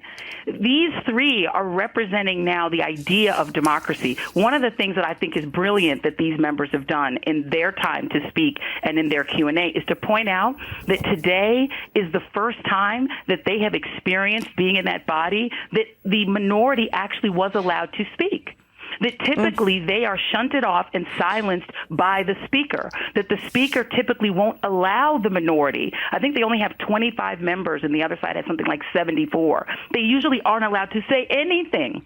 They're usually shunted off to the side and silenced, and that is what triggered their protest, because the speaker runs this House like a dictatorship, as if Democrats in the state and people in the state who are for gun reform and who are for allowing trans people to live and are for allowing drag shows to happen because it's the First Amendment and are for freedom are silenced in that legislature. And so their protest, erupted because the people outside the chamber were demanding that something be done about gun violence. And Democrats had put forward several bills in which they were trying to do that, to find a way to stop people from dying in school. And the majority and the speaker were refusing to allow them to speak, refusing to allow them to participate. And that is why they protested. And for that insolence, for that uppityness, they're now being thrown out of the body. They're being thrown out of the legislature because there is no democracy in Tennessee. Tennessee is a state where Republicans rule from minority views. The majority of Tennesseans want their children to survive fourth grade without being slaughtered by an AR-15, right? But they won't pass those laws because they hold the minority view that people should shut up and allow as many guns in the hands of as many people and allow people to die at random and just shut up and deal with it. And Joy, before the mass shooting in Nashville, Tennessee, a poll of Tennessee voters had 71% of voters in Tennessee wanting to see legislation passed in their state on background checks, 63% wanting to see legislation passed in Tennessee on red flag laws, and only 34% of Tennessee voters before the mass shooting at the school were for arming teachers. I mean, the three are in a super minority in the state house, but they represent a super majority of Tennesseans. That's exactly right. And the problem is, and we've seen it in Florida with Ron DeSantis, we've seen it in Tennessee, we really are seeing it across the country on abortion. Republicans hold a 30-70 view on all of these issues. They are in the minority even among their own party members on things like gun reform and on things like abortion. In Kansas, they lost. When people are allowed to vote and are allowed to speak, they will overwhelmingly say, no, we don't want abortion to be illegal. No, we don't want AR-15s in the hands of 17 and 18 and 20-year-olds. We want there to be some restrictions on firearms. We do not want to have the First Amendment shut down. We do want American history to be taught accurately. But Republicans, because they still hold so much power and because so many people vote reflexively their jersey, their political jersey, rather than their interests, they're able to hold this minority rule. And minority rule has become their standard operating procedure. But again, the generation that the two Justins, Justin Jones and Justin Pearson, belong to, that generation is the most diverse generation in American history, and it's the most woke generation in American history. And the second they realize their power, the second they realize their votes can overturn Republican minority rule, even in gerrymandered districts, when they begin to vote in numbers, Republicans are doomed. They're doomed not just by demographic destiny, they're doomed by their views. They still want to follow Trump around like lemmings, but the American people want change. They want to survive. They want peace.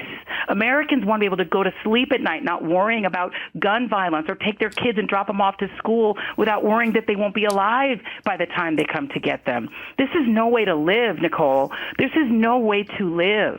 And Americans are getting sick of it. And I'm just praying that this young generation wakes up real soon and realizes the power of their votes, because they can fix it. These people don't have to rule. They aren't entitled to rule. They're just ruling now by... It was a pitch-black night in the high desert. Sheriff's Deputy Billy Cox drove over the park and ride in Palmdale. Something very wrong around that bright blue Mustang. A woman's left leg and bare foot were hanging out of the door. L.A. County Homicide Detective Richard Longshore was sound asleep when he got the call.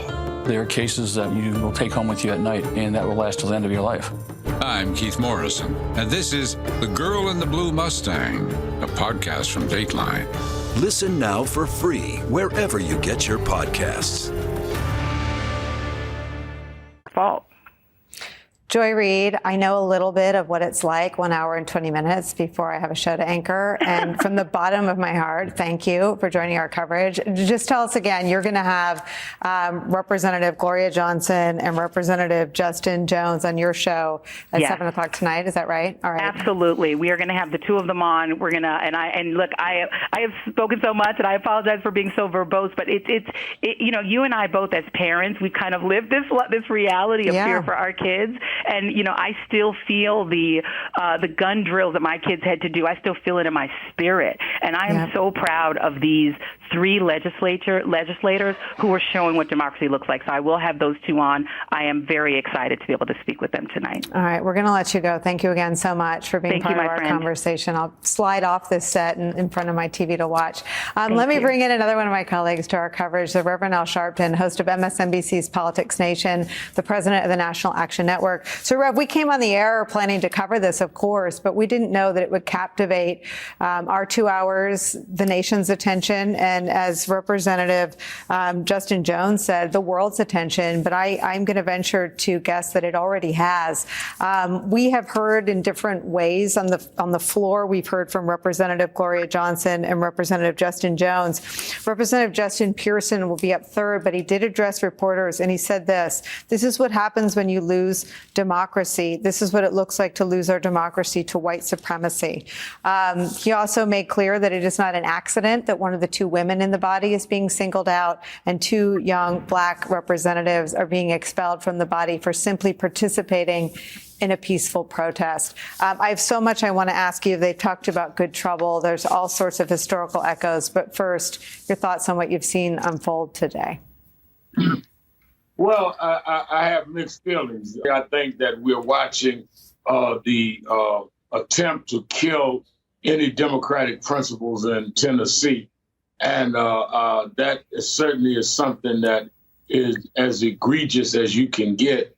And then as a minister, to think, Nicolle, that we're talking about people that stood up for 6 people being killed, one of several mass shootings right there in their state, in Nashville. For 6 people to being killed, 3 of them 9-year-old kids. And the reason they were killed is they happened to be at school that day. So to see something as blatant and insensitive and almost as savage as that makes me really, really, really saddened and determined to do something about it. And to see the democratic principles, you're going to expel legislators for standing up for human life. And I agree with Justin that you single out a woman and 2 black. The good news, though, is you're seeing an intergenerational, interracial mass base of people that nonviolently look at the Capitol in Tennessee and contrast that with January 6th and the Capitol in the United States Congress and see the difference in how they are acting nonviolently, acting in a way that would restore democracy. You have one gathering in Tennessee today fighting for the right to vote and doing it peacefully, threatening nobody. And you had another body that was in Washington January 6th that violently tried to deny the votes that had already been cast. So the contrast couldn't be more striking. What's at stake couldn't be more serious. And I think that we're looking at people of all generations and races that are saying, wait a minute, enough is enough. You know, Rev, something Melissa Murray and Mallory McMorrow and others have said over the course of this broadcast is that you have gun safety voters, and they've been making their voices heard. They include a big number of young people. Maxwell Frost is in the Congress now as the best representative of that. But you also have something Matt Dowd has talked about. You have a rising core of democracy voters. And I think a lot of political consultants may have cynically and inaccurately thought that things like drop boxes and gerrymandering were issues that were too wonky. You now have a whole bunch of people who know that those issues rob them of their policy preferences on guns, on abortion, on all sorts of issues. What do you do as a majority party? What does this White House do? What does the Democratic Party do with this large coalition of pro-democracy voters? They make themselves the party that represents them. They make room for them. I think what a lot of people that thought that the drop boxes and other mechanisms was too wonky didn't understand that we're in a technological age where people can Google up how to do anything. They're talking about back in the day when they could easily make it difficult for people to understand how to use drop boxes or the like. So it was not as difficult as they thought, because everybody has right in their hand in their phone. How do I do this? How do I do that? Where is this drop box? Where is that? So I think that they are living in times that are gone, including the time that people will sit by and allow democracy to be undermined. And mind you, when we look at this issue, when we look at this situation in Tennessee, the reason I'm saying is intergenerational and interracial, we're talking about whites that were killed. We're talking about a Christian school that had the mass shooting. And they don't want their elected legislators to raise protests about those guns. So we've been saying for years, you'll start with black, or you'll start with Latinos, but soon it'll come home. And I think that it has come home to Tennessee that they prefer their guns over other folks' children. And that is a message that you're seeing being protested at that State House peacefully this evening. Rev, thank you very much I know you were not planning to join our coverage today. We started looking for you as soon as we saw this unfold, and we're so grateful to you that you popped on and joined us. Thank you so much. Let me bring into our coverage Congressman Steve Cohen of Tennessee. He's the only Democrat who represents the state in the House of Representatives. Tennessee State Representative Justin Pearson also happened to be a former intern for Congressman Cohen. Congressman, thank you so much for joining us. Your thoughts on what's unfolding today in your state? I served 25 years in the Tennessee State Senate, and I served in that body where they're talking now when I was a Constitutional Convention delegate in 1977. And it pains me, and it almost brings me to tears to see what's happening. This is just disgrace upon the legislative process. It's a disgrace upon the General Assembly and a disgrace upon the state of Tennessee. These three individuals violated the rules, and I believe in rules, and I never, I would not have done what they did, but there's a different time and a different place and a different history. But nevertheless, being that it was in light of the shooting at Covenant Presbyterian School, I do think the Speaker, and I wrote him and asked him to consider that and to give a lesser punishment. They could do a censure. They could do something about committees, but they should not disenfranchise these three individuals. They represent people. They've been elected. They will cause special elections to be held, two, a primary and a general, in each of their jurisdictions, which is 6 elections, which is an expensive cost to the taxpayers. They don't care. This is power run amok. They're drowning in their power, and they're not thinking of the results. The results are they're making these three individuals heroes in a lot of people's eyes. In their district and in their communities, because they're standing up on principle and they're being truly the best of the legislative process, speaking the truth and trying to do what John Lewis called good trouble. We in Congress got down with John Lewis on the floor to protest gun violence and held the floor for a goodly while. It was understood this was special and it was John Lewis. Nothing happened. I mean, they threatened something. But that's what they're doing here. And after what happened at Covenant, we don't need more thoughts and prayers. We need laws concerning who can possess and wield an assault weapon. That's what's killing children. That's what's killing Americans. And it didn't used to happen. And they're going the other direction. They're trying to right now in the Tennessee General Assembly to say that people can carry without any background checks, without any gun courses, without any passing of a gun course to show that they know what they're doing with a gun, that they can carry a rifle on the streets with impunity and without the police being able to stop them. And I presume it would go all the way to an AR-15 because they're trying to change it from handguns to firearms, and they say that's part of constitutional carry. It's just it's run amok with what they're doing, and the NRA is behind it all. And what they proposed as legislation, which I think they passed today, is just Band-Aid stuff about school guards and mental health, and all that's fine and good. But the problem is the guns, and automatic weapons that these people who are mentally ill get and go and kill with and kill lots of people with. And fortunately, this individual only killed 6 people. Could have killed a lot more, but the six was six too many, and that needs to stop. And the way to get to there is to see that those type of weapons don't get in the hands of people that shouldn't have them. Somebody's got no criminal record, has no mental health problems. They want to go out and shoot on a range. So be it. Want to go shoot in the country? Let them do it. But the others should not get guns, and they shouldn't be able to carry them in public. Congressman, you said that you would not have broken the rules when legislated out of having a voice or the ability to speak or the ability to give voice to your constituents before all of the victims of a mass shooting at an elementary school in Tennessee have even been buried. What would you have done?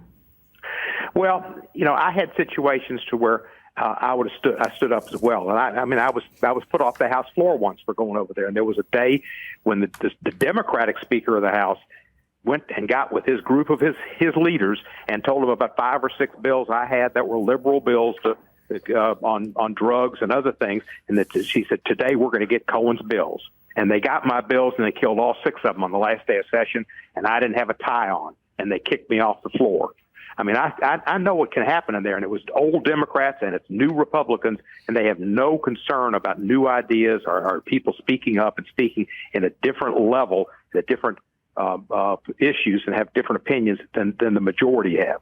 And the majority is basically a rural, very conservative group that doesn't really respect the people that are in the cities. Memphis, Nashville, Knoxville, and Chattanooga all have some pockets of blue portions of them, and they don't respect that at all. Are you embarrassed to see your state on the world stage like this? Most embarrassed. And I served 25. I look at that Capitol. I spent 25 years serving in that Capitol, and I was proud of a lot of the things I did. I was the one they went after oftentimes. Yeah. But I was proud of my service, and it's been disgraced today. Totally disgraced. And it is akin to a legislative lynching. And they picked the fact that there were 2 African Americans and a woman. And I know Gloria Johnson has been a fighter and a rebel in Knoxville, and on the floor of the House, she speaks her mind. I know Justin Pearson. He was my intern, and I supported him in his election this year in a fulsome manner. He's a star. He's a young Barack Obama. He's got great speaking ability. I never had known about Justin Jones. He was phenomenal. I was amazed at him, but I know he's done some things in Nashville that's raised the ire of the people in that legislature, because he's been an activist in the community, which they're not in favor of. The people that they're picking on are perfect foils for them in their districts that do not have black representation and probably don't have women. And if they have women, they don't have feminist women, aggressive, truth-speaking women like Gloria Johnson, and so they're perfect foils for them. And these legislators apparently have no concern. I imagine the vote's going to be the same on all 3 of them. It'll be 72 to whatever. And it's just sad that they're not listening. I think that the attorneys, there are members of the General Assembly, John Mark Wendell and Bob Freeman, have done an outstanding job in presenting the case for Gloria Johnson. That the resolution, which is in essence your bill of particulars or your charging instrument, is defective, and it is defective. But I'm afraid they're playing to blind eyes and deaf ears. Congressman Steve Cohen of Tennessee, thank you very much for joining our coverage. Mallory, let me come back to you. I think you learned, and maybe were even surprised, that your moment became indelible in the political conversation. It feels like there have been a couple of moments today that will be indelible in the political conversation. What should happen tomorrow? Tomorrow you keep going. I mean, I would just so moved by listening to Rep. Johnson speak, because she really hit home on what this is about. You know, there's political theater, and there are people in these chambers who want to protect the institution. And I remember last term in Michigan here under Republican control, how often we were told that what we were trying to do was a stain on the institution. After the Uvalde shooting, when a number of us attempted to speak, the Republican majority just adjourned session before there were even statements. But the will of Michiganders to protect our freedoms, our fundamental rights, our rights to be safe in school, our rights to our own body, led to a sea change. We ungerrymandered our maps. And for the first time in 40 years, we have a Democratic majority that reflects the true will of the people. So tomorrow, everybody who came to the Capitol in Tennessee should wake up and recognize how powerful they are. These 3 representatives, they have a voice. They lead hundreds of thousands of residents, and now so many more who know who they are for the first time. Organizing takes time. The Republicans have been doing this for decades, but start chipping away and chipping away and chipping away. And the institution is going to change. It just has to, because the more of us who participate, the more we're going to change it to be reflective of who we actually are, which is an America that defends our freedoms. Rick, what I think should happen, and I'm not sure this will happen, but every Republican office holder should have to answer whether or not they agree with the Speaker of the Tennessee House in expelling 3 members for participating in a peaceful protest. I agree. You should ask them all, and whether they believe, in this case, in the tyranny of the majority to expel people. The irony, of course, is that Republicans have been complaining for years about the censoring of conservative voices. These are Republicans that are censoring liberal voices. Now, you didn't ask me to do this, but I'm going to do it because there's some sunlight here today, which is the fact that we're covering this and that people, millions of people can watch this, can watch the suppression of democracy. 25 years ago, that wouldn't have been possible. No one would have known about it. And this is the beginning of a kind of realignment that we're talking about, that voters would say, gee, you're against abortion, you're for AR-15s being carried. I'm not a Republican. You're against democracy. And so there's a majority of people that are in favor of gun rights, that are in favor of choice. People should say, well, I want representatives that represent those points of view. I'm not seeing that in Tennessee today. And that is the beginning of the change that Joy was talking about. And I think that's what we saw in Wisconsin. That's what we saw in Michigan. And that's what we will continue to see. You know, I want to, Matt Dowd, are you still with us? We lost Matt Dowd. I mean, something that I keep thinking about as I, you know, I was obviously once a Republican, but you see this. It's not a tiptoeing away from what people thought the party was. They're these grand lurches away. The DeSantis has like the touch of a sledgehammer, right? You know, bashing access of the press to any sort of oversight of what he does. You see this in Tennessee, bashing. They have a supermajority. What's the threat that these representatives have to them? They have a super majority. They can't even speak.